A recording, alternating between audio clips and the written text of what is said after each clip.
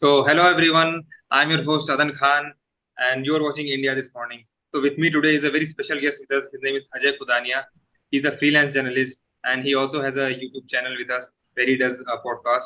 And he has studied from IIMC, and he was also the president of the prestigious Ramjas College.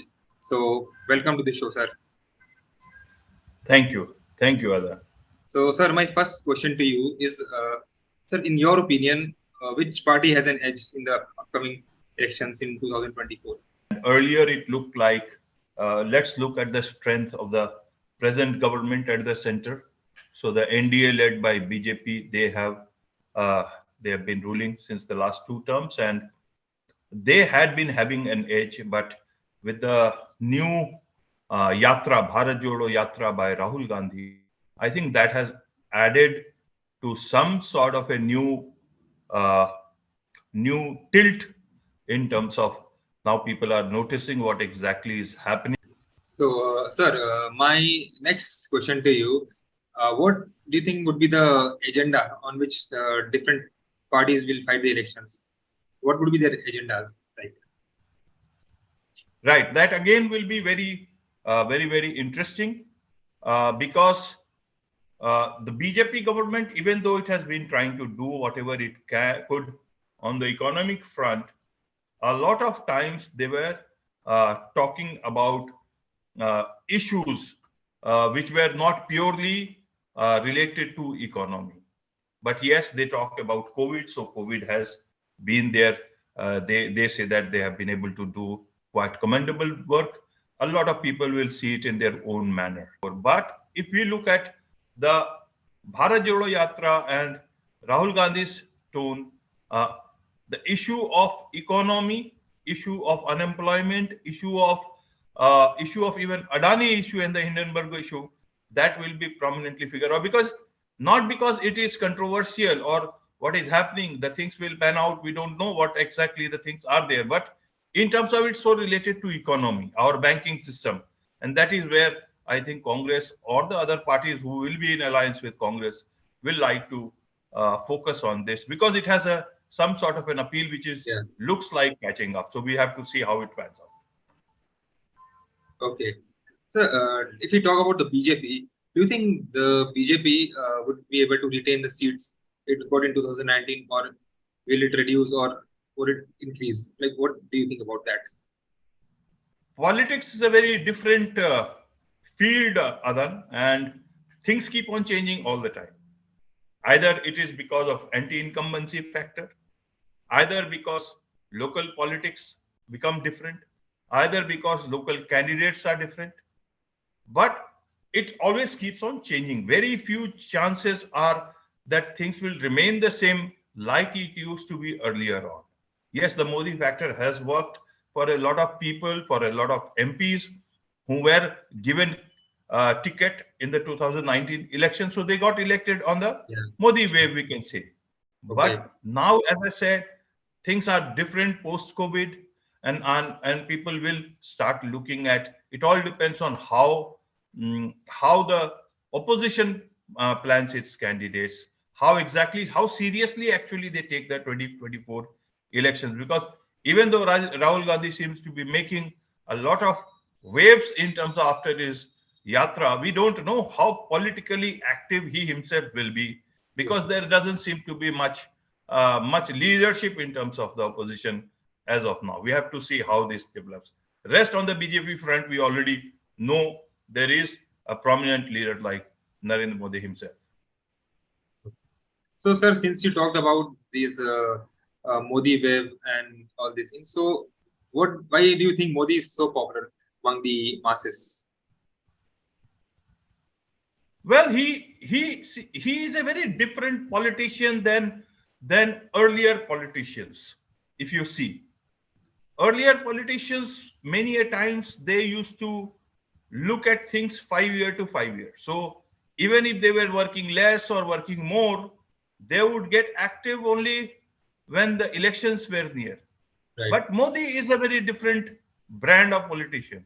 Yeah. He is a consummate politician. He is in a political mood a lot of times. So that is where, and especially with elections, state elections and all, he is the star campaigner for the BJP. Right. So he is into that mode all the time. He looks at politics from very close. That's the way he is.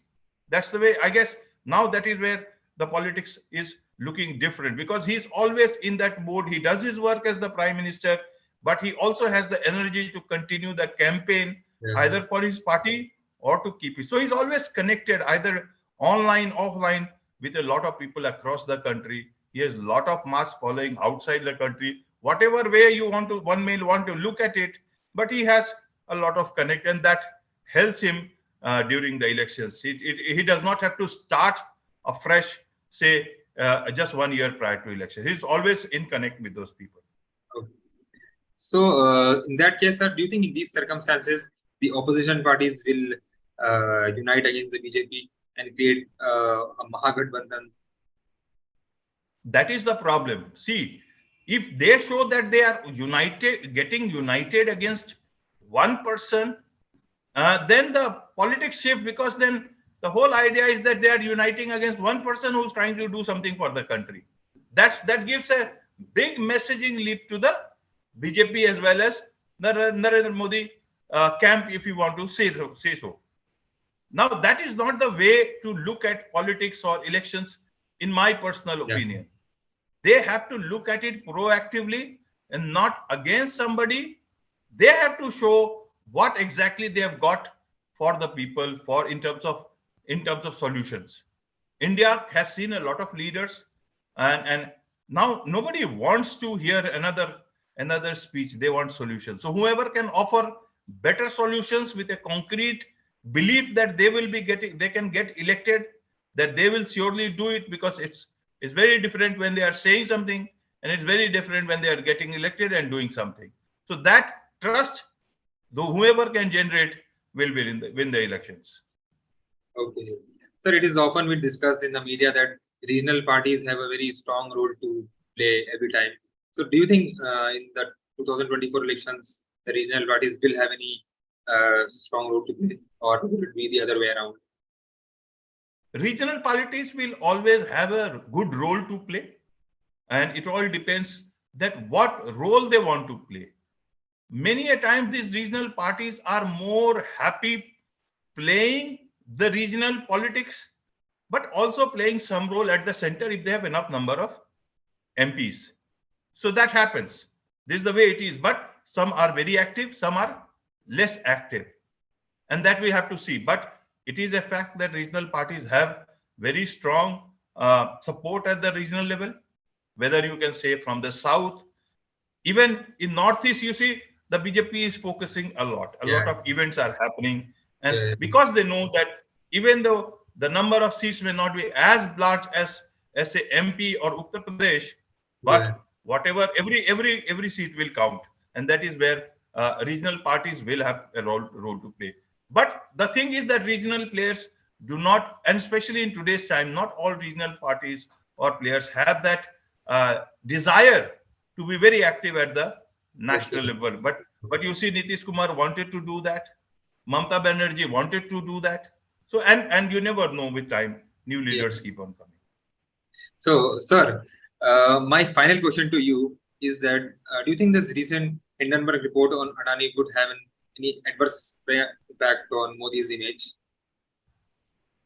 Whether it will have impact or not, that we cannot decide. I cannot say that. That will have to be the people. But this will be one of the big things.